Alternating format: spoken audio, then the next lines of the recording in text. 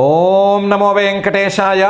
ప్రాగ్జన్మాభిస్మారక ప్రాగూర్ధ్వంచాభివ్యాపక గోవింద గోవింద.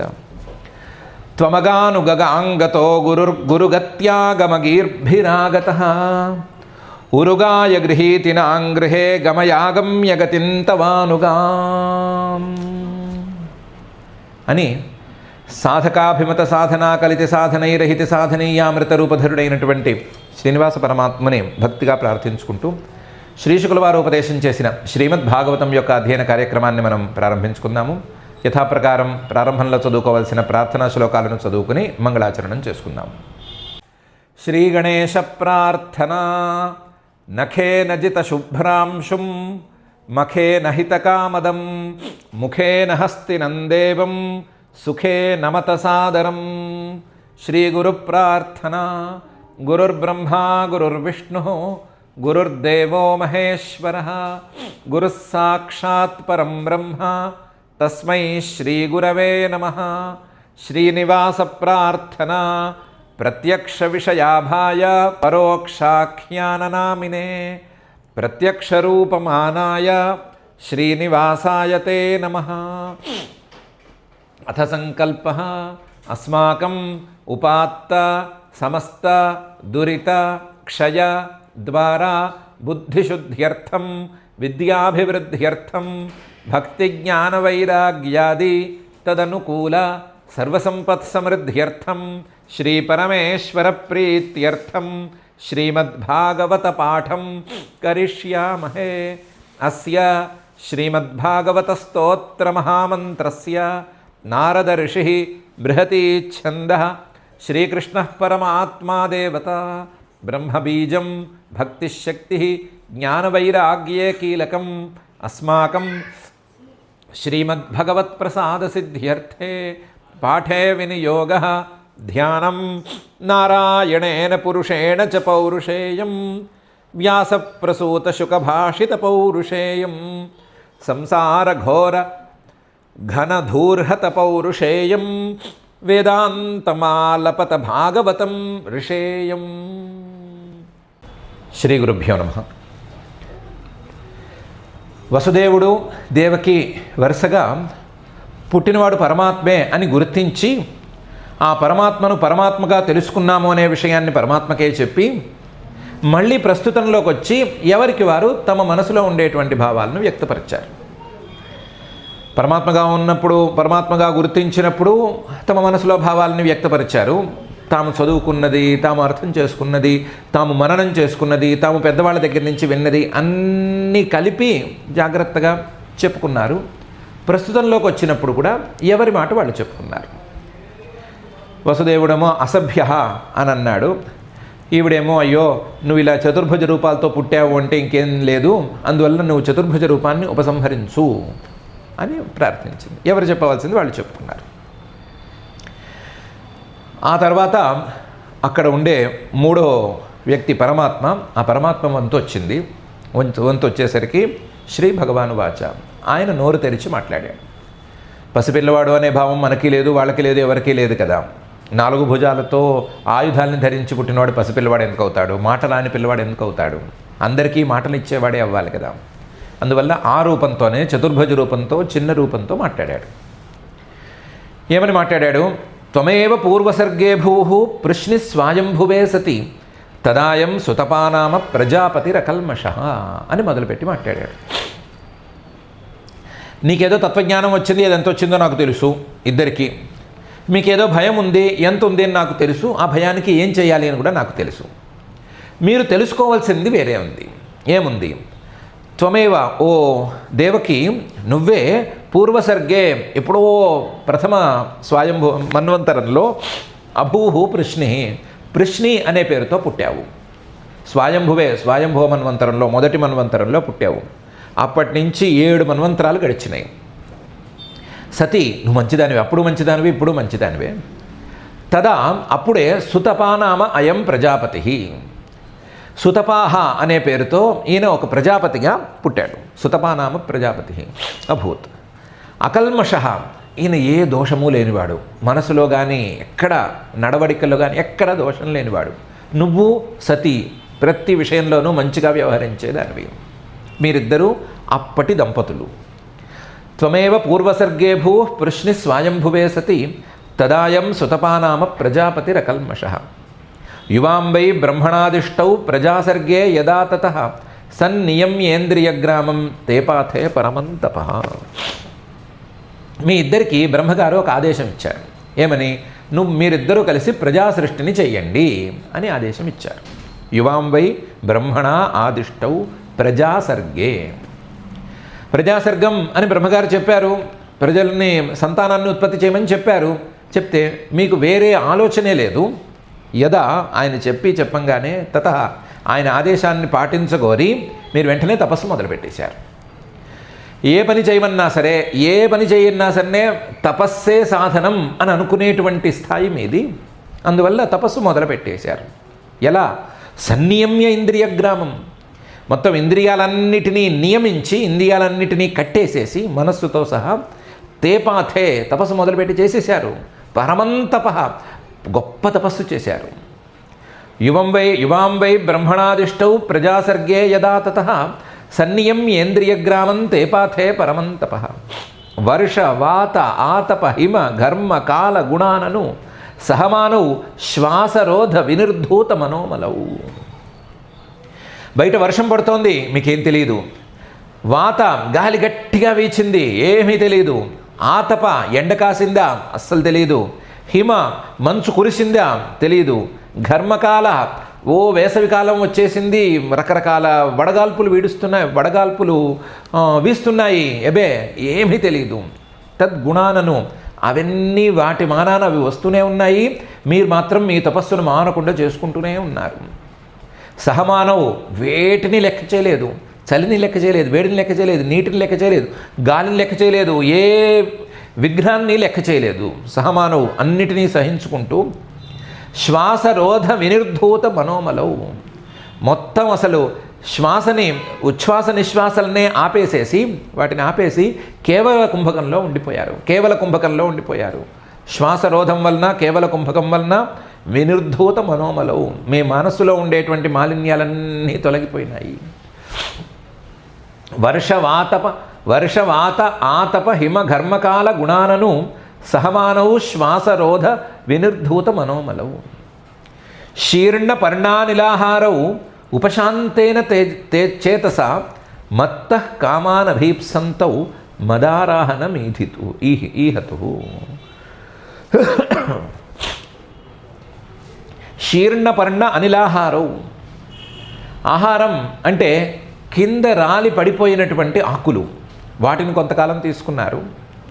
తర్వాత ఈ కేవల కుంభక స్థాయిని సాధించిన తర్వాత ఎప్పుడైనా ఆహారం కావాలి అనుకుంటే కాస్త గాలి పీల్చుకోవటం మొదలుపెట్టారు. అనిలాహారవు, శీర్ణపర్ణ అనిలాహారవు.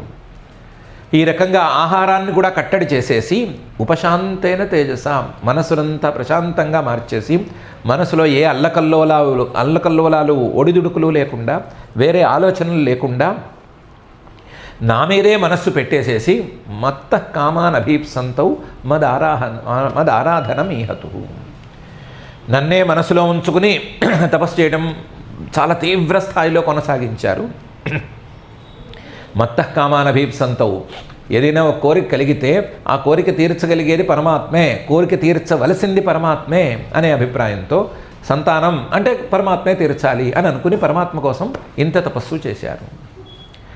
శీర్ణపర్ణానిలాహారౌ ఉపశాంతేన తేజస చేతస మత్తః కామానభీప్సంతౌ మదారాధనమీహతు. ఏవం వాం తప్యతోస్తీవ్రం తపః పరమదుష్కరం దివ్యవర్షసహస్రాణి ద్వాదశేయుర్మదాత్మనో. ఏవం ఈ రకంగా వాం మీరిద్దరూ కూడా తప్యతోస్తీవ్రం తపః తీవ్రమైన తపస్సు చేస్తూ ఉండగా, పరమదుష్కరం మరొకరు ఎవ్వరూ చేయలేరు, మీరే కూడా చేయలేరేమో అన్నంత స్థాయిలో ఉన్న తపస్సును మీరు చేస్తూ ఉండగా, దివ్యవర్ష సహస్రాణి ద్వాదశేయు 12,000 సంవత్సరాలు, అది కూడా దేవతల కాలమానంలో గడిచిపోయినాయి. మదాత్మనోహో అంతకాలం పాటు కేవలం మనసులో నన్నే ఉంచుకుని తపస్సు చేశారు. ఏవం వాం తప్యతోస్తీవ్రం తపః పరమదుష్కరం దివ్యవర్ష సహస్రాణి ద్వాదశేయుర్మదాత్మనోహో. తదా వాం పరితుష్టోహం అమునా వపుషానఘే తపసా శ్రద్ధయా నిత్యం భక్త్యా చ హృది భావితః. తదా అప్పుడు 12,000 సంవత్సరాలు గడిచిపోయిన తర్వాత వాం పరితుష్టోహం, మీ విషయంలో నేను చాలా సంతోషించి అమునా వపుష, ఈరోజు మీరు చూస్తున్నటువంటి ఈ రూపంతోనే నేను మీకు దర్శనం ఇచ్చాను.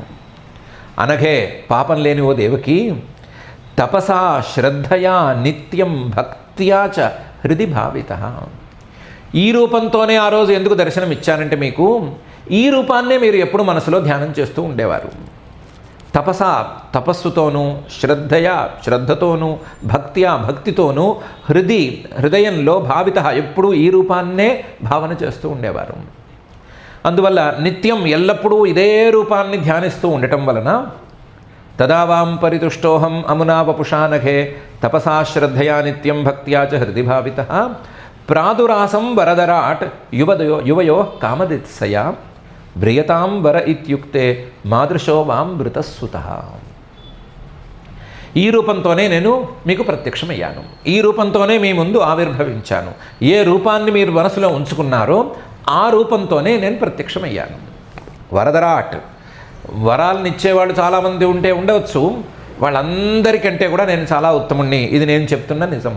వరదరాట్, అలాంటి నేను మీరు ధ్యానించిన రూపంతోనే మీ ముందు ప్రత్యక్షమయ్యాను. ఎందుకు ప్రత్యక్షమయ్యాను? యువయో కామదిత్సయ, మీరేమడిగితే అది ఇచ్చేద్దాము అనుకుని ప్రత్యక్షమయ్యాను. అయిన వాడిని వేరే ఏ మాటలు మాట్లాడలేదు. బాగున్నారా, ఎలా ఉన్నారు, తపస్సు చక్కగా సాగిందా, నిర్విఘ్నంగా సాగిందా, ఇవేం మాట్లాడలేదు. వ్రియతాం వరహ అనే అన్నాను. వచ్చి రాగానే ఈ మాట అన్నాను. వరం అడగండి అని అన్నాను. ఇత్యుక్తే, నేను ఆ మాట అనగానే మీరేమన్నారు? మమ్మల్ని ప్రజాపతి గారు సంతానోత్పత్తి చేయమన్నారండి. సంతానం అంటే ఆ సంతానం ఈ సంతానం ఎందుకు? మాదృశోవాం వృతస్సుతః, మీలాంటి పుత్రుణ్ణి ఒకరిని మాకు ప్రసాదించండి, లేదా మీలాంటి సంతానాన్ని మాకు ప్రసాదించండి అని అడిగేశారు. ప్రాదురాసం వరదరాట్ యువయో కామదిత్సయ వ్రియతాం వర ఇత్యుక్తే మాదృశోవాం వృతస్సుతః. అయితే ఈ ఇన్సిడెంట్లో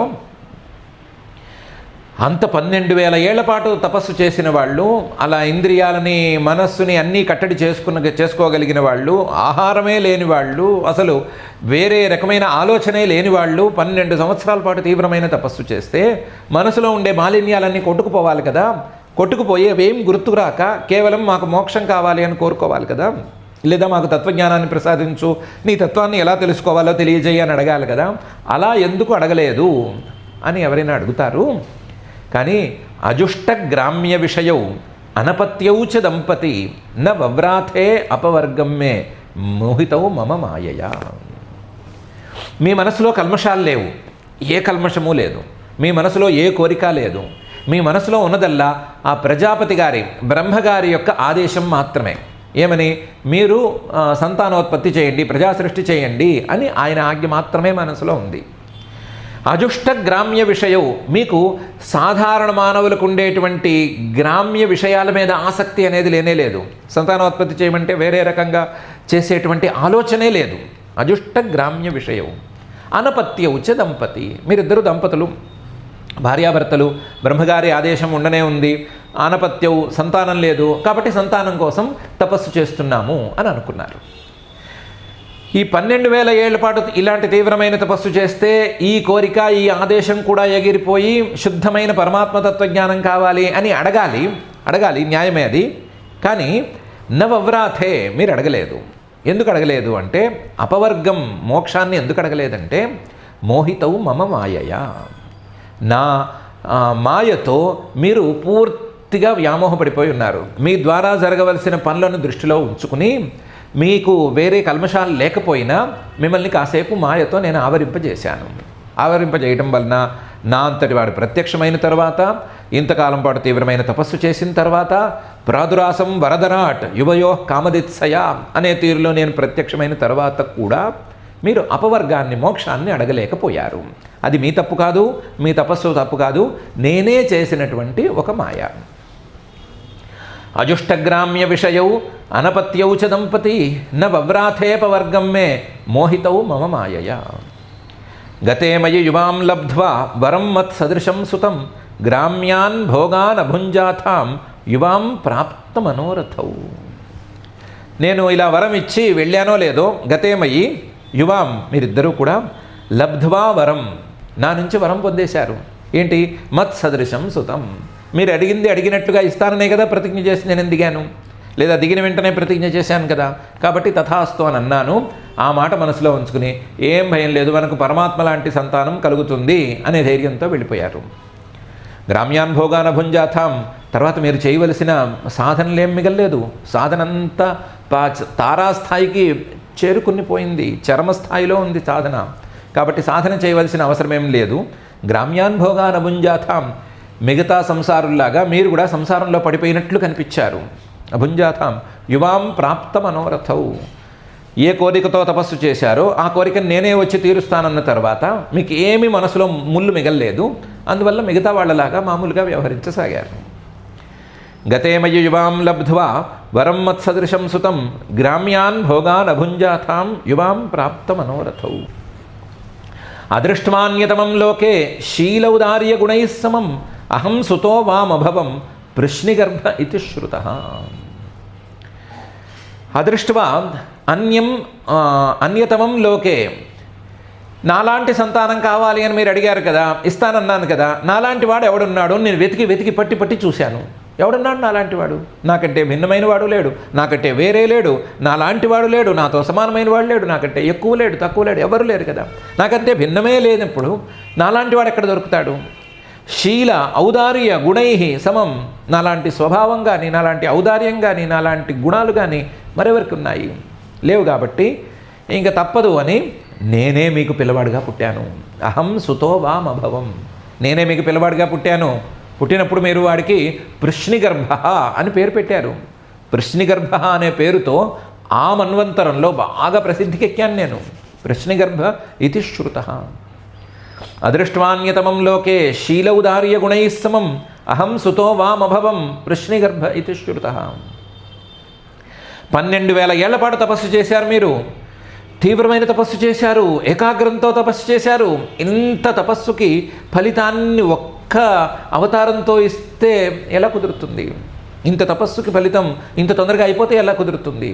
అందుకని మళ్ళీ మీరు అదితి కశ్యపులుగా జన్మిస్తే మీ ఇద్దరికి మళ్ళీ పిల్లవాడుగా పుట్టాను నేను.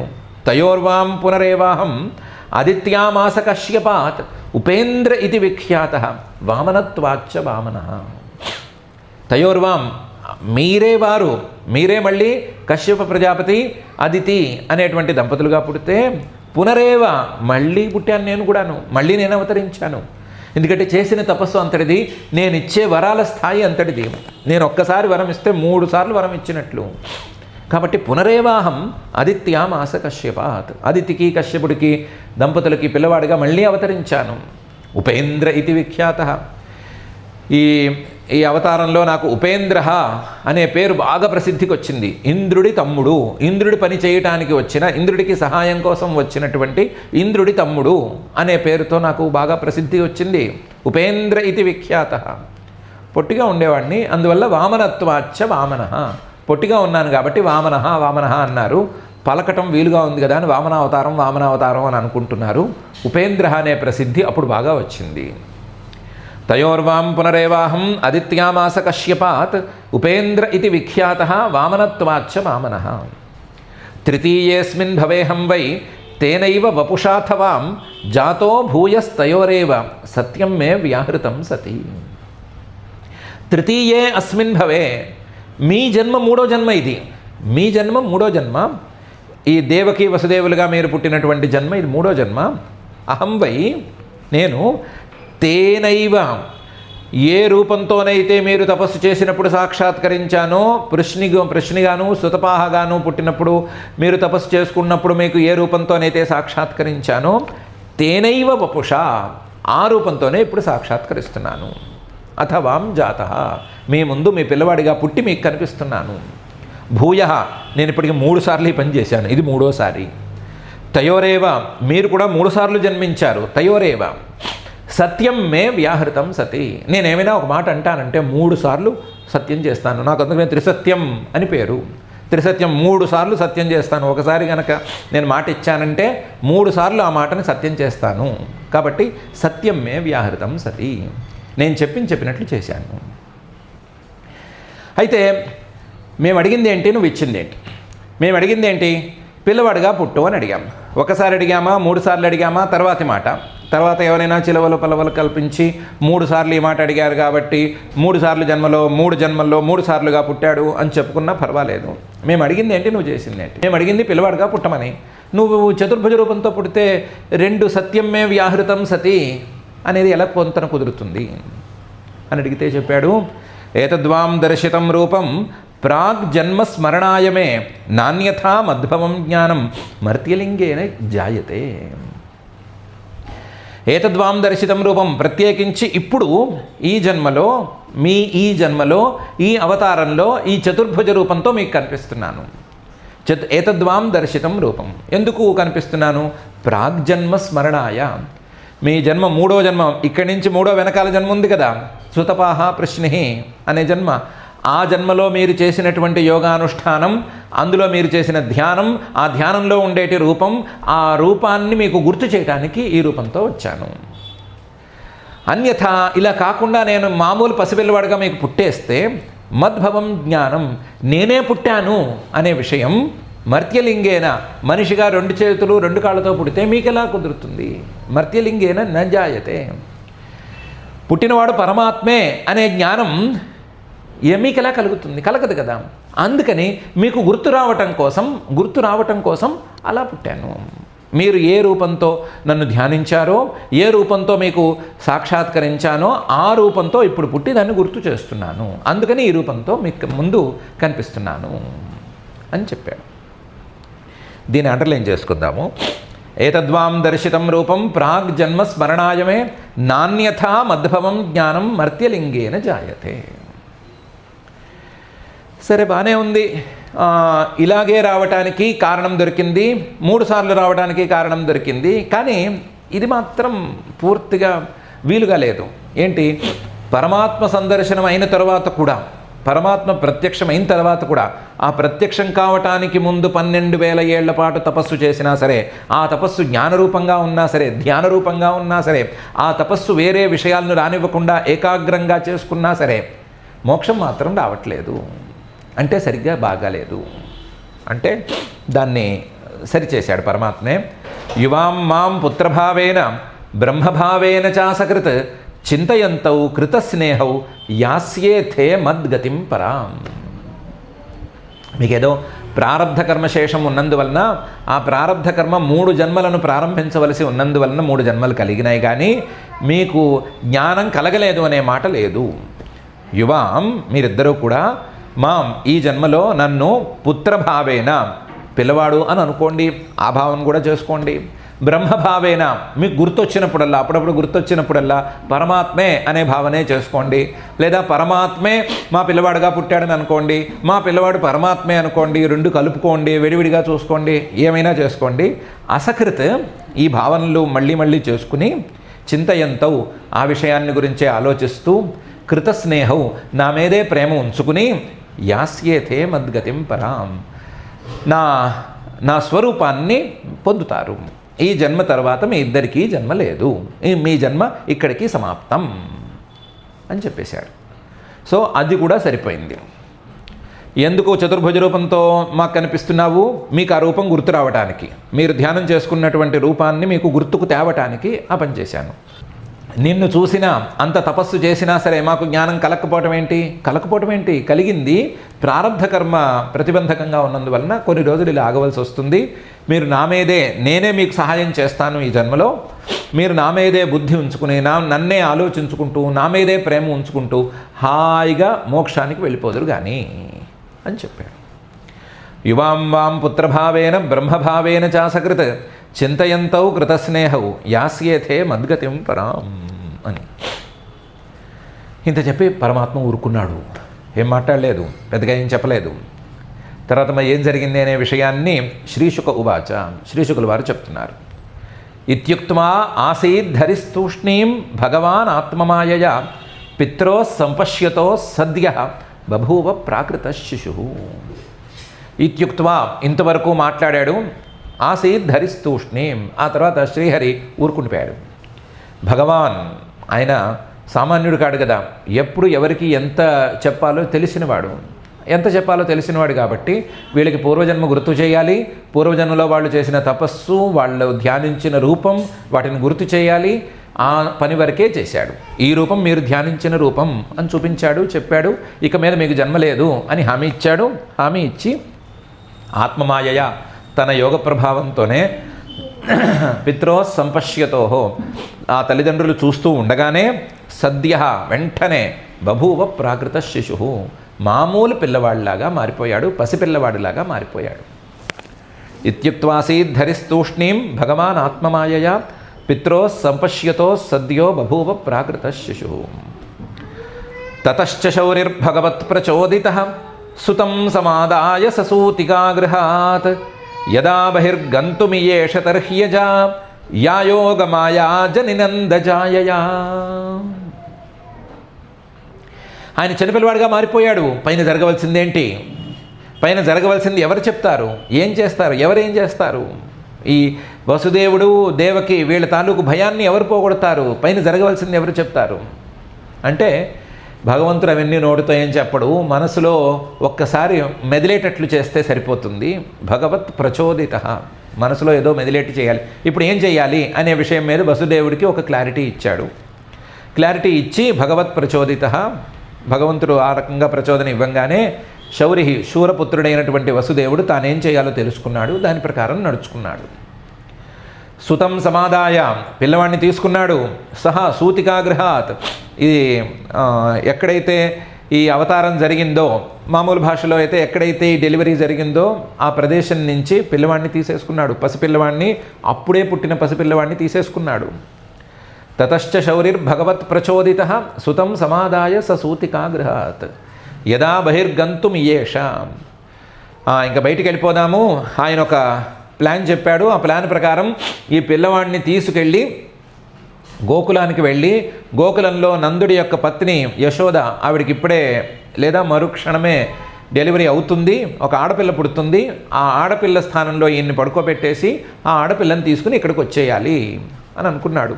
యదా బహిర్గంతుమియేష, ఈయన అనుకున్నాడో లేదో, అక్కడ తర్హి అజ యా యోగమాయ, అజ జన్మలేనటువంటిది, అది కూడా ఆ యోగమాయ కూడా జన్మలేనటువంటిదే.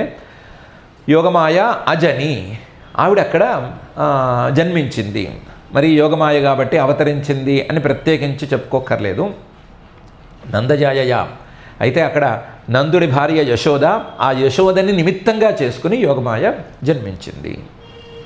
మరి ఈశ్వర సంబంధం ఉన్నటువంటి యోగమాయ అమ్మవారు అని అనుకున్నాం కదా, ఆ అమ్మవారు అనే దృష్టితో చూసినప్పుడు ఆ యోగమాయాదేవి, ఆ అమ్మవారు నందజాయ నందుడి యొక్క భార్య అయినటువంటి యశోదని నిమిత్తంగా చేసుకుని, ఆవిడ ద్వారా అవతరించవలసిన అవసరమేం లేదు కాబట్టి ఆవిడని నిమిత్తంగా చేసుకుని ఆవిడ కూడా అవతరించింది. ఇక్కడ శ్రీకృష్ణ పరమాత్మ అవతరించినట్లుగానే మాయా గుణంగాను లేదా మాయ అప్రధానంగాను చైతన్యం ప్రధానంగాను ఉండేటువంటి పరమాత్మ జన్మించినట్లుగానే అక్కడ చైతన్యం అప్రధానంగాను మాయ ప్రధానంగాను ఉండేటువంటి మాయాశక్తి జన్మించింది.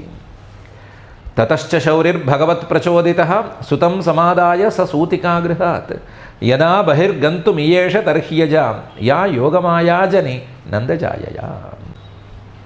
భగవంతుడు ఏం చెప్పాడు వసుదేవుడికి, ఏం చేయమని చెప్పాడు అనే విషయం మీద శ్లోకం ఉంది. ఆ శ్లోకంలో ఏం తాత్పర్యం స్వారస్యం కనిపించట్లేదు. యది కంసాద్ బిభేషిత్వం తర్హిమాం గోకులం నయ మన్మాయా మానయాశుత్వం యశోదా గర్భ సంభవాం అని చెప్పాడు అని ఒక అధిక పాఠం.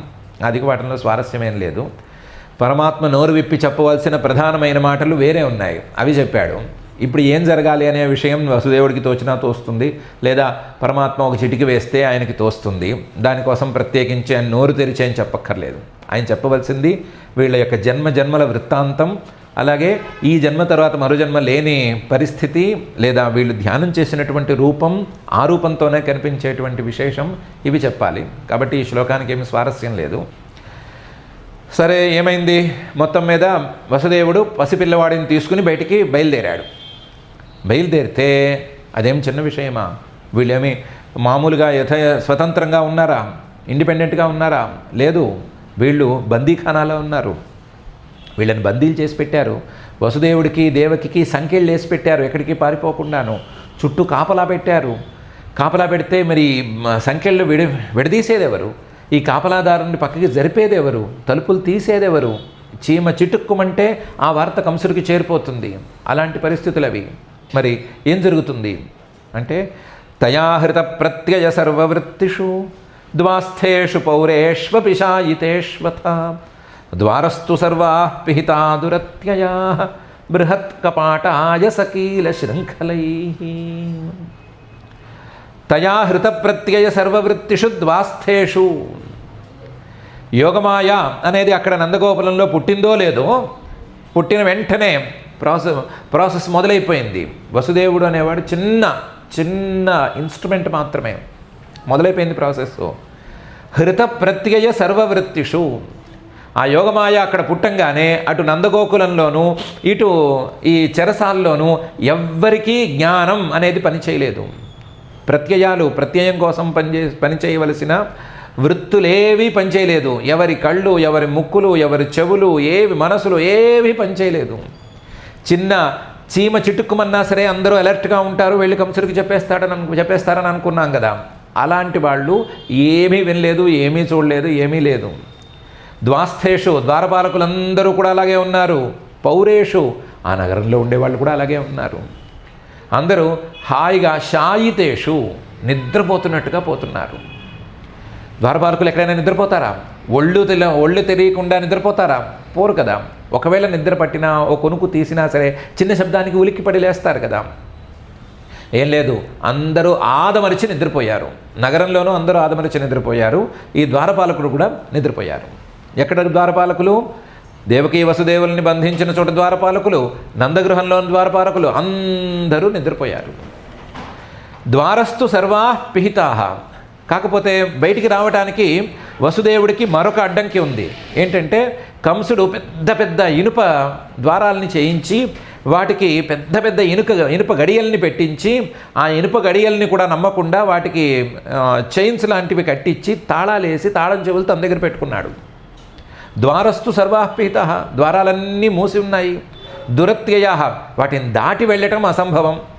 బృహత్ కపాటాయస కీల శృంఖలై. బృహత్ కపాట, పెద్ద గడియలు, ఆయస కీల, దానికి పెద్ద ఇనుప తాళాలతో పాటు శృంఖలై, పెద్ద చైన్లతో వేసి కట్టేసి తాళాలు వేసి పెట్టుకున్నాడు. తాళం చెవులు తన దగ్గర పెట్టుకున్నాడు. తన దగ్గర ఒకటి, ద్వారపాలకుల దగ్గర ఒకటి తాళం పెట్టుకున్నాడు. కీల శృంఖలై. మరి ఇలాంటి పరిస్థితిని ఎలా దాటుతాడు? తయాహృత ప్రత్యయ సర్వవృత్తిషు ద్వాస్థేషు పౌరేష్వపి శాయితేష్వథ ద్వారస్తు సర్వా పిహితా దురత్యయ బృహత్ కపాటాయస కీల శృంఖలై. తాః కృష్ణవాహే వసుదేవ ఆగతే స్వయం వ్యవర్తంత యథా తమోరవే వవర్షపర్జన్య ఉపాంశుగర్జిత శేషోన్వగాద్వారి నివారయన్ ఫణై. పసిపిల్లవాడిని మోసుకొస్తున్నాడు వసుదేవుడు. కృష్ణవాహే వసుదేవే, శ్రీకృష్ణుణ్ణి చేతిలో మోసుకొస్తూ వసుదేవుడు వస్తుంటే, తాహ, ఇంత గట్టి ద్వారాలు, ఆ గడియలు, ఆ తాళాలు, ఆ చైన్లు, ఇవన్నీ కూడా స్వయం వ్యవర్తంత, వాటికి అవే విడిపడిపోయినాయి. ఎంత సులభంగా అంటే, యథా తమోరవేహే, సూర్యుడు ఉదయించినప్పుడు ఎట్లాగైతే చీకట్లు వాటంతటవే విడిపడిపోతాయో, అలా కదిలిపోతాయో, కల్పించకుండా పోతాయో, అలా ఇవన్నీ ఎవరో తీసినట్లుగా శబ్దం లేకుండా నిశ్శబ్దంగా అలా విడిపడిపోయినాయి. కనీసం టింగ్ టింగ్ అనే శబ్దం కూడా రాలేదు. ఆ శబ్దం వస్తే ద్వారపాలకులు లేస్తారేమో అనుకున్నాడో ఏమో, ఆ శబ్దాన్ని కూడా రానివ్వలేదు.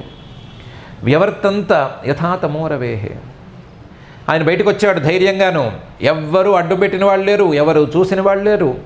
కాకపోతే వర్షం వచ్చింది.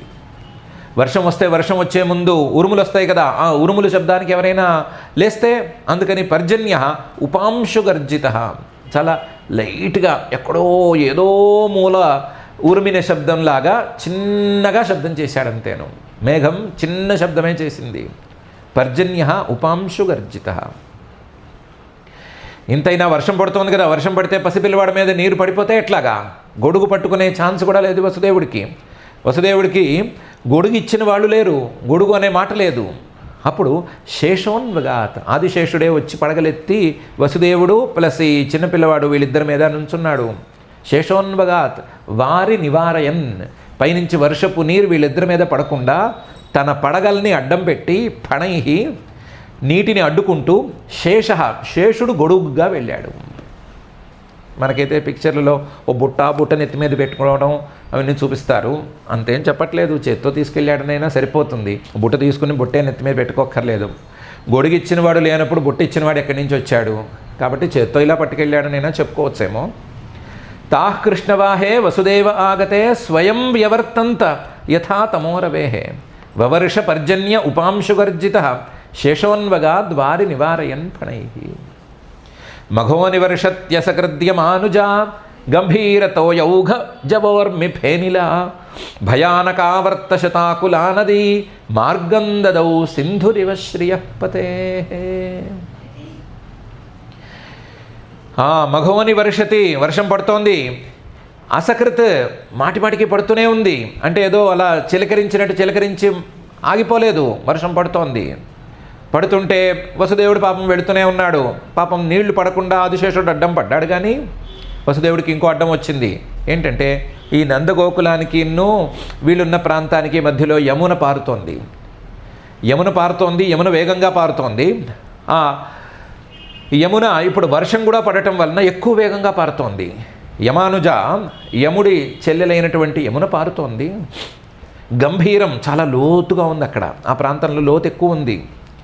ఆ లోతుగా ఉండేటువంటి ప్రాంతంలో వర్షం నీళ్లు కూడా పడి ప్రవహించేటప్పటికి తోయవుగా నీరు బాగా చేరేసరికి వేగం చాలా ఎక్కువగా ఉంది. అక్కడ లోతు ఎక్కువ ఉంది, వేగం ఎక్కువ ఉంది.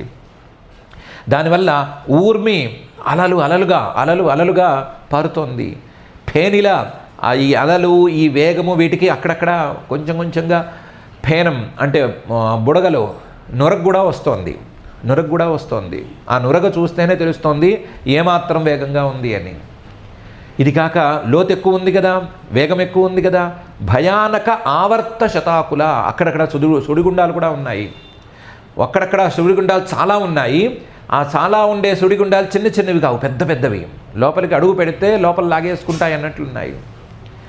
అలాంటి వేగంగా సుడిగుండాలతో చాలా అలల్ని తయారు చేస్తూ ప్రవహిస్తున్నటువంటి నది ఈయనకి అడ్డం వచ్చింది. ఈయన ఏమీ ఆలోచించలేదు, అడుగుల మీద అడుగులు వేస్తూనే ఉన్నాడు. వేస్తూ ఉంటే మార్గం దదవు, దారిచ్చేసింది. ఎందుకు ఇచ్చింది? వసుదేవుడి మీద అంత ప్రేమ ఎందుకు ఈవిడికి? వసుదేవుడి మీద ప్రేమ ఎక్కడుంది? వసుదేవుడి మీద ప్రేమ లేదు. సింధురివ శ్రియపతే. ఈ యమునా నదికి కొంచెం అందంగా చెప్పుకోవాలి అంటే, యమునా నదికి భర్త ఎవరు? సముద్రుడు. ఆ సముద్రుడే దారిచ్చాడు కదా. శ్రియపతే, సీతాపతిగా వచ్చినప్పుడు, రామచంద్రుడిగా ఆయన అవతరించినప్పుడు సముద్రుడే దారిచ్చాడు కదా. ఆయనే దారిస్తే ఇవిడు దారి ఇవ్వకుండా ఉంటుందా? ఈయన వచ్చాడు కాబట్టి ఇచ్చింది. సింధురివ శ్రియపతే, సముద్రాన్నే దారి చేసి దాటి వెళ్ళినవాడు ఆయన. అలాంటి వాడికి ఈ చిన్న నది అనేది ఎంత లెక్క? ఇలాంటి ఎన్ని నదులు చేరితే సముద్రం, ఇలాంటి నదులు ఎన్నో చేరిన సముద్రాన్నే దాటిన వాడికి ఇదేం పెద్ద లెక్క కాదు. అందుకని దాటేస్తాడు అని భయపడి ఎవడే ముందు జాగ్రత్తగా దారి చీల్చి ఇచ్చేసింది. మఘోనివర్షత్ యసకృద్ యమానుజ గంభీర తోయౌఘ జవోర్మి ఫేనిలా భయానకావర్త శతాకులా నది మార్గం దదౌ సింధురివ శ్రియపతే. ఇలాగే నిర్విఘ్నంగా ఆయన ప్రయాణం సాగి నందవ్రజం శౌర్యరూపేత్య తత్ర తాన్ గోపాన్ ప్రసుప్తానుపలభ్య నిద్రయా సుతం యశోదాశయనే నిధాయ తత్ సుతాముపాదాయ పునర్గృహానగాత్. నందవ్రజం, ఆ గోకులాన్ని చేరాడు. నందుడు నాయకుడుగా ఉండేటువంటి గోకులాన్ని చేరాడు ఈయన. శౌరిహి, శూరపుత్రుడైనటువంటి వసుదేవుడు ఉపేత్య వెళ్ళాడు. వెళ్ళి ఎవరైనా అడ్డగిస్తారేమో, ఎవరైనా అడుగుతారేమో అనుకున్నాడు. కానీ తత్ర తాన్ గోపాన్, అక్కడ వెళ్ళి చూస్తాడు కదా, ఎక్కడ వాళ్ళు అక్కడ పడుకుని ఉన్నారు. ప్రసుప్తాన్, గాఢ నిద్రలో ఉన్నారు. లేపినా ఎవరు లేవట్లేదు. ఉపలభ్య చూశాడు, నిద్రయా వీళ్ళు నిద్రపోవట్లేదు, మహానిద్ర అయినటువంటి మహామాయలోనే వీళ్ళు కూరుకుపోయారు, మాయా ప్రభావమే ఇది అని నిర్ణయించుకుని హాయిగా అసందేహంగా నిశ్శంకగా వెళ్ళిపోయి సుతం యశోదాశర్యనే నిధాయ, యశోద పక్కలో ఓ పసిపిల్ల ఉంటే ఆ పసిపిల్ల ఉండవలసిన చోట్లో తన పిల్లవాడిని పడుకోబెట్టాడు. నిధాయ తత్సుతాం ఉపాదాయ, అక్కడ అప్పుడే పుట్టిన ఆడబిడ్డని చేతిలోకి తీసుకున్నాడు. డెలివరీ అయింది, పునర్గృహానగాత్, డెలివరీ అయింది, ఆవిడ ఆడపిల్లని కని పాపం నిద్రపోతోంది. మిగతా వాళ్ళని నిద్రపోయినట్టుగా ఈవిడ కూడా నిద్రపోతోంది. ఈవిడికి డెలివరీ సమయంలో నాకు డెలివరీ అవుతోంది అని మాత్రమే తెలిసింది, కాన్పు అవుతోంది అని తెలిసింది. కాన్పు అయిన తర్వాత ముందు వెనక ఆవిడకి ఏం తెలియదు పాపం. అందువల్ల ఆవిడ నిద్రపోతుంటే ఆ పొత్తిళ్లలో ఉండే బిడ్డని ఈయన తీసేసుకుని మళ్ళీ ఇంటికి వచ్చేసేసాడు. ఎలా వెళ్ళాడో అలా వెనక్కి వచ్చేసాడు. నందవ్రజం శౌర్య రూపేత్య తత్ర తాన్ గోపాన్ ప్రసుప్తాన్ ఉపలభ్య నిద్రయా సుతం యశోదా శయనే నిధాయ తత్ సుతాం ఉపాదాయ పునర్గృహానగాత్. వచ్చి ఏం చేశాడు? దేవక్యాశయనేన్యస్య వసుదేవోథదారికాం ప్రతిముచ్య పదోర్లోహం ఆస్తే పూర్వవద ఆవృతః. దేవకి తాలూకు శయనే పడకలో న్యస్య ఉంచేశాడు. ఎవరిని? దారికాం, తీసుకొచ్చిన ఆడపిల్లని అక్కడ పడుకోబెట్టేశాడు. వసుదేవుడు ఇంత పని చేసి అథ ఏమీ ఎరగనట్టు ప్రతిముచ్య పదోర్లోహం, తన కాళ్ళకి ఇంతవరకు ఉన్న సంకెళ్ళని మళ్ళీ తానే బంధించేసుకున్నాడు. ఇందాక వాటంతటవే ఊడిపోయినాయి, ఎందుకంటే చేతుల్లో పసిపిల్లవాడు ఉన్నాడు కదా, అందుకని ఓ చేత్తో పసిపిల్లవాడిని పట్టుకుని మరో చేత్తో విడిపించుకోలేడు అని పాపం వాటంతటవే విడిపోయినాయి. ఇప్పుడు అవసరమేం లేదు కదా, అందుకని ప్రతిముచ్య పదోర్లోహం, ఈయనే సంకెళ్ళు బిగించుకుని ఆస్తే అలా కూర్చున్నాడు. పూర్వవత్, ఇంతకుముందు ఎలా కూర్చున్నాడో అలాగే మొహం పెట్టి కూర్చున్నాడు. ఆవృత, బందీఖానాలో ఉంటే ఎలా ఉంటాడో అలా కూర్చునున్నాడు. దేవక్యాశయనేన్యస్య వసుదేవోథదారికాం ప్రతిముచ్య పదోర్లోహం ఆస్తే పూర్వవద్ ఆవృత. యశోదా నందపత్నీ చ జాతం పరం అబుధ్యత నతల్లింగం పరిశ్రాంత నిద్రయా అపగత స్మృతి. మరి పొత్తిళ్లలో ఉండే పసిపిల్లని తీసుకెళ్తుంటే ఆ తల్లి ఏం చేస్తోంది అంటే, యశోదా నందపత్ని, నందుడి పత్ని అయిన యశోద జాతం పరం అబుధ్యత, నాకు కాన్పవుతోంది అని మాత్రమే తెలుసుకుంది. కాన్పోతోంది అని తెలిసింది ఆవిడికి, కానీ నతల్లింగం, మగపిల్లాడు పుట్టాడా ఆడపిల్ల పుట్టిందా అని ఆవిడికి తెలియలేదు. పరిశ్రాంత, కాన్పు అంటే కష్టమే కదా, ఏదో పునఃప్రాణం అంటారు కదా, ఆ కాన్పు సమయంలో ఏదో 200 ఎముకలు ఫ్రాక్చర్ అయిన నొప్పి పుడుతుంది అంటారు కదా, అలాంటి నొప్పిలో ఉంది. ఆ కాన్పు తాలూకు శ్రమకి తట్టుకోలేకపోయింది. నిద్ర ఆ శ్రమకి ఆవిడకి నిద్ర పట్టేసింది. అపగత స్మృతి, ఏమీ స్మృతి లేకుండా పోయింది. ఇది కూడా పెద్ద లాజికల్గా ఏం లేదు. ఎంత నొప్పి వచ్చినా అసలు ముందు పుట్టిన బిడ్డ మగపిల్లాడా ఆడపిల్ల అని చూసుకుంటారు తల్లులు. చూసుకున్న తర్వాతే కళ్ళు మూసుకుందామని నిద్రపోదామని అనుకుంటారు, ఉత్తునే అలా పడుకోరు. ఇదేం వీలుగా లేదు అనుకుంటే నిద్రయ, మిగతా వాళ్ళందరినీ పడుకోబెట్టిన మాయా నిద్ర ఈవిడికి కూడా పట్టింది. దాంతో అపగత స్మృతి, ఒళ్ళు తెలియకుండా ఆవిడ నిద్రపోయి ఏం జరిగిందో తెలుసుకోకుండా ఉంది. ఎప్పుడు? కాన్పైన మరుక్షణం వచ్చింది. ఎవరు? మగపిల్లాడా ఆడపిల్ల అనే సంగతి ఆవిడికి తెలియదు. కాన్పైన వెంటనే పడుకోబెట్టుకుందో లేదా పక్క వాళ్ళు పడుకోబెట్టారో ఏదో అయింది. అది ఎవరో ఈవిడికి తెలియదు, వాళ్ళకి తెలియదు, ఎవ్వరికీ తెలియదు. ఈ పని సైలెంట్గా జరిగిపోయింది. తెలిసింది మొహం మొత్తం మీద ఎంతమందికి అవ్వాలి అంటే 4 అవ్వాలి. ఒకడికి వసుదేవుడికి తెలుసు, దేవకికి తెలుసు అని అనుకోవాలి. మళ్ళీ ఈ పరమాత్మకి మాయకి వీళ్ళిద్దరికీ తెలుసు. మొత్తం 4 మాత్రమే తెలుసు, మిగతా ఎవ్వరికీ తెలియకుండా సైలెంట్గా ఈ పని జరిగిపోయింది. యశోదా నందపత్నీ చ జాతం పరమబుధ్యత నతల్లింగం పరిశ్రాంత నిద్రయాపగత స్మృతి అని శ్రీశుకుల వారు చెప్తున్నారు. చెప్తూ 53 శ్లోకాలు కలిగిన ఈ అధ్యాయాన్ని, 3వ అధ్యాయాన్ని 10వ స్కంధంలోని శ్రీకృష్ణావతార ఘట్టం అనేటువంటి 3వ అధ్యాయాన్ని ఇక్కడికి పూర్తి చేసేస్తున్నారు. ఈ ఘట్టంలో శ్రీకృష్ణావతారం ఆయన అవతరించే సమయంలో ఎలా ఉంది కాలం అని వర్ణించటం, తర్వాత అవతరించిన తర్వాత వసుదేవుడు పరమాత్మతత్వంగా ఆయన్ని గుర్తించి చతుర్భుజ రూపధారిని స్తుతి చేయటం, మళ్ళీ దేవకీ స్తుతి చేయటం, పరమాత్మ నోరు తెరవటం, దేవకీ వసుదేవుల పూర్వజన్మల గుట్టు విప్పిన తర్వాత ఏం చేయాలి అని వసుదేవుడు మనసులోకి ఒక్కసారి చిటికలో అర్థమయ్యేలా తెలియజేయటం, తర్వాత వసుదేవుడు ఈ పిల్లవాడిని తీసుకెళ్లి నందగోకులంలో పెట్టి నందగోకులంలో అప్పుడే పుట్టినటువంటి యోగమాయని తీసుకొచ్చి దేవకీ పక్కలో పడుకోబెట్టడం అనేటువంటి విషయాలు ఉన్నాయి. స్తుతుల్లోనూ ఆ వాక్యాల్లోనూ ఉండేటువంటి తాత్పర్యాన్ని మనం కూడా కనిపెట్టాము. ఈ దేవకీ వసుదేవులు పరమాత్మ వాళ్ళకి పిల్లవాడుగా పుట్టడం ఈ అంశం మీద ఒక ఆలోచన చేసుకుందాం. పరమాత్మ మాట్లాడిన తర్వాత మాట్లాడుకుందాము అని అనుకున్నాము. దాన్ని కొంచెం సంగ్రహంగానే చేసుకుందాం. ఎక్కువ చేసుకుంటే మనకి నమ్మబుద్ధి కాదేమో, అందువలన సంగ్రహంగా చేసుకుందాం.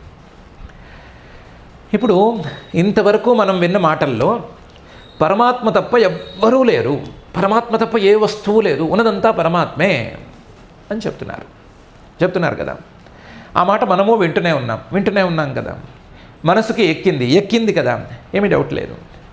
ఇప్పుడు ఈ లెక్కను చూస్తే మనకి పిల్లలు పుట్టినా, మనకి పిల్లవాడు పుట్టినా, మనకి పిల్ల పుట్టినా, లేదా మనకేదో సంతానం కలిగినా, మన వాళ్ళకి సంతానం కలిగినా, ఎవరికి కలిగినా సరే అది పరమాత్మే పుట్టినట్లు కదా, పరమాత్మే అవతరించినట్లు కదా. పరమాత్మ అనే మాట వస్తే అవతరించాడు అన్నట్లు ఉండాలి కదా. పరమాత్మే అవతరించినట్లు, పరమాత్మే పుట్టినట్లు కదా. మరి మనం ఎందుకు అనుకోవట్లేదు? ఈ శ్రీకృష్ణ అవతారాన్ని మాత్రమే ఎందుకు అవతారంగా మనం భావిస్తున్నాము? మన పుట్టిన పిల్లల్ని మనం ఎందుకు అవతారంగా భావించటం లేదు? మనకు పుట్టినప్పుడు అది కూడా ఒక అవతారమే, ఎందుకు పరమాత్మ అవతారమే అని ఎందుకు అనుకోవటం లేదు? పోనీ పిల్లల సంగతి తీసేద్దాం. మనము పుట్టాం కదా, పుట్టినప్పుడు మనము కూడా పరమాత్మ యొక్క అవతారం కిందే లెక్క కదా. మరి ఎందుకు అనిపించటం లేదు అనేది ప్రశ్న. సింపుల్ సమాధానం పరమాత్మ మాటల్లోనే ఉంది. వాళ్ళు 12,000 ఏళ్ల పాటు తీవ్రమైన తపస్సు చేశారు. అలా చేశారు కాబట్టి పుట్టినవాడు పరమాత్మ అని వాళ్ళు కనిపెట్టగలిగారు. అది కూడా మొదటి జన్మలో కనిపెట్టారో లేదో చెప్పలేదు, రెండవ జన్మలో కనిపెట్టారో లేదో చెప్పలేదు. వాళ్ళిద్దరూ గొప్ప జన్మల వాళ్ళు, కనిపెట్టారనే సంగతి వేరు, చెప్పలేదు. కానీ మూడో జన్మలో వాళ్ళు కనిపెట్టి స్తుతి చేశారు అని ప్రత్యేకించి చెప్తున్నారు. చెప్పి ఆ రూపాన్ని మీకు గుర్తు చేయటానికే నేను ఇలా పుట్టాను అని పరమాత్మ చెప్తున్నాడు. సో మనం సాధన చేసే విధానాన్ని బట్టి పుట్టిన వాళ్ళు ఎవరు, లేదా పుట్టిన మనం ఎవరము అని తేలుతుంది తప్ప పుట్టింది మాత్రం పరమాత్మ ఒక్కడే. ఎక్కడైనా దేవకీ వసుదేవులకే కాదు, మన తల్లిదండ్రులకు కూడా మనం పుట్టినప్పుడు అలాంటి పరమాత్మ అవతారమే నడిచింది. మనకి పిల్లలు పుట్టినప్పుడు కూడా అలాంటి అవతారమే నడిచింది. కాన్సెప్టు నచ్చింది నచ్చలేదు తర్వాతి మాట. అసలు ఆలోచిస్తే పరమాత్మ తప్ప మరొక వస్తువు లేదు అని అనిపిస్తే ఇదే సత్యం. కానీ కనిపెట్టడంలో మనం విఫలమైపోయాం. మనం పుట్టినప్పుడు మనం కనిపెట్టుకోలేదు, మనకి పిల్లలు పుట్టినప్పుడు మనం కనిపెట్టుకోలేదు. కనిపెట్టడానికి మాత్రం మనం చాలా సాధన చేయవలసింది. మరి 12,000 ఏళ్ల పాటు సాధన చేయటం కష్టం అని అనుకుంటే కొంతకాలం పాటైనా ఎంతో కొంత సాధన అయినా చేయాలి. ఎంత సాధన చేయాలి అని లెక్క తెలియదు. వాళ్ళకి 12,000 ఏళ్ళు పట్టొచ్చు, మనకి 12 నిమిషాలే పట్టొచ్చు, ఇంకా తక్కువ కూడా పట్టొచ్చు. ఎవరికి ఎంత పడుతుంది అని ఎవరు తేల్చలేరు కదా. కానీ సాధన మాత్రం అవసరమై ఉంది. సాధన ఉంటే ఫలితంగా తప్పనిసరిగా ఆ పరమాత్మ పిల్లవాడి రూపంలోనో పిల్ల రూపంలోనో ఏదో ఒక రూపంలో ఖచ్చితంగా మన కళ్ళకి కనిపిస్తాడు. ఈ శ్రీకృష్ణావతారం అనేది మన జన్మ, మన పిల్లల జన్మ, లేదా మన వాళ్ళు పుట్టడం ఏ జన్మకైనా సరే ఒక చిహ్నంగా మనకు ఆలోచనలను అందించే విధంగా ఉంది అని అనిపిస్తోంది. కాబట్టి మనం సాధన విషయంలో జాగ్రత్త పడితే ఇలాంటి వ్యవహారాలు మనకు కూడా సులభంగా అమరుతాయి అని మనం నమ్మవచ్చు. ముందే అనుకున్నట్లుగా కాన్సెప్టు ఒప్పుకోవడానికి, యాక్సెప్ట్ చేయడానికి వీలుగా ఉందో లేదో తెలుసుకోవడం కష్టం, కానీ సాధన చేయటం మాత్రం తప్పనిసరి అని తెలుస్తోంది. మనకి అలాంటి సాధనని అనుగ్రహించి ఆ సాధన తాలూకు ఫలితాన్ని ఇవ్వవలసిందిగా మాత్రం ఆ సాధకాభిమత సాధనాకలిత సాధనైరహిత సాధనీయామృత రూపధరుడైనటువంటి శ్రీనివాస పరమాత్మని భక్తిగా ప్రార్థించుకుందాము. ఆ ప్రార్థనతో ఈ రోజుకు ఈ శ్లోకాల పారాయణ కార్యక్రమం చేసుకుందాము. అథ శ్రీమద్భాగవతే పారమహంస్యాం సంహితాయాం దశమస్కంధే తృతీయాధ్యాయే శ్లోకాః. శ్రీభగవానువాచ త్వమేవ పూర్వసర్గే భూః పృశ్నిస్వాయంభువే సతి తదాయం సుతపా నామ ప్రజాపతిరకల్మషః యువాం వై బ్రహ్మణాదిష్టౌ ప్రజాసర్గే యదా తతః సన్నియమ్యేంద్రియగ్రామం తే పాథే పరమంతపః వర్షవాతాతపహిమ ఘర్మకాలగుణానను సహమానౌ శ్వాసరోధ వినిర్ధూతతమో మనోమలౌ శీర్ణపర్ణానిలాహారౌ ఉపశాంతేన చేతసా మత్తః కామానభీప్సంతౌ మదారాధనమీహతుః ఏవం వాంతప్యతోస్తీవ్రం తపః పరమదుష్కరం దివ్యవర్షసహస్రాణి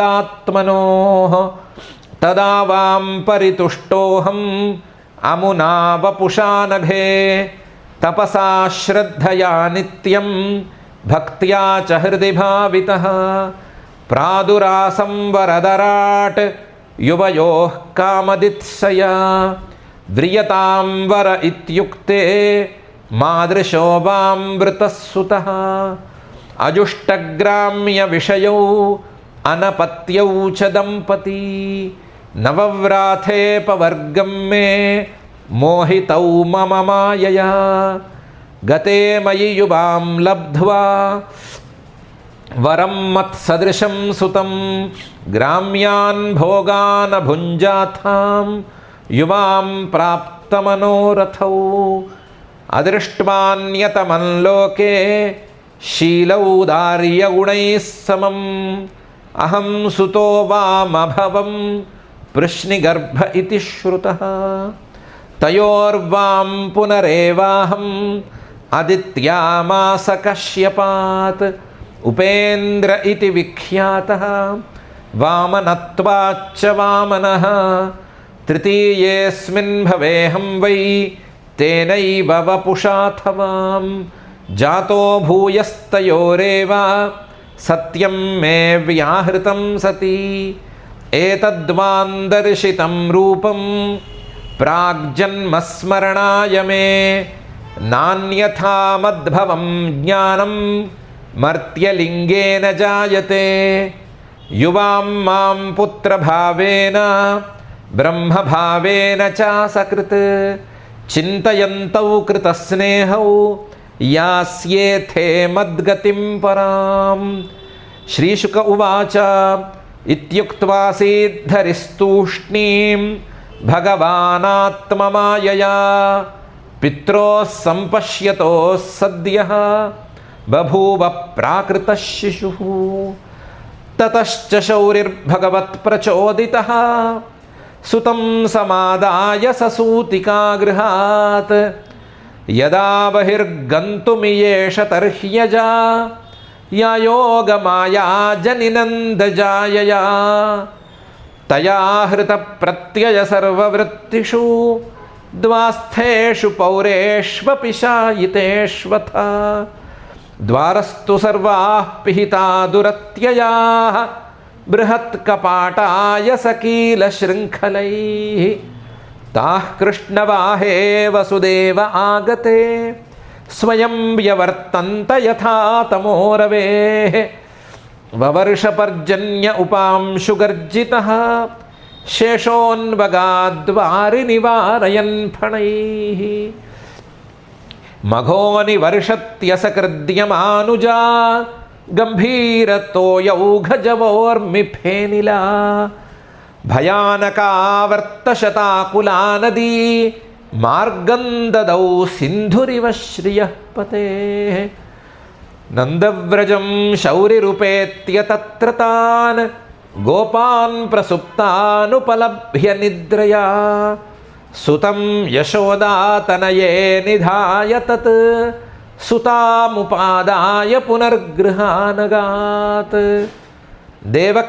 దేవక్యాశయనేన్యస్య వసుదేవోథ దారికాం ప్రతిముచ్య పదోర్లోహం ఆస్తే పూర్వవదావృతః యశోదానందపత్నీ చ జాతం పరమబుద్ధ్యత న తల్లింగం పరిశ్రాంత నిద్రయాపగత స్మృతిః ఇతి శ్రీమద్భాగవతే పారమహంస్యాం సంహితాయాం दशमस्कन्धे पूर्वार्धे कृष्णजन्मनि तृतीयोऽध्यायः। अथ क्षमा प्रार्थना। यदक्षरपदभ्रष्टं मात्राहीनं च यद्भवेत् तत्सर्वं क्षम्यतां देव नारायण नमोऽस्तु ते। अथ भगवत्समर्पणं कायेन वाचा मनसेन्द्रियैर्वा बुद्ध्यात्मना वा प्रकृते स्वभावात् करोमि यद्यत् सकलं परस्मै नारायणायेति समर्पयामि। अथ लोकक्षेमप्रार्थना। सर्वे भवन्तु सुखिनः सर्वे सन्तु निरामयाः सर्वे भद्राणि पश्यन्तु मा कश्चित् दुःखभाग् भवेत्। अथ मङ्गलं श्रियः कान्ताय कल्याणनिधये निधयेऽर्थिनां श्रीवेङ्कटनिवासाय श्रीनिवासाय मङ्गलम्।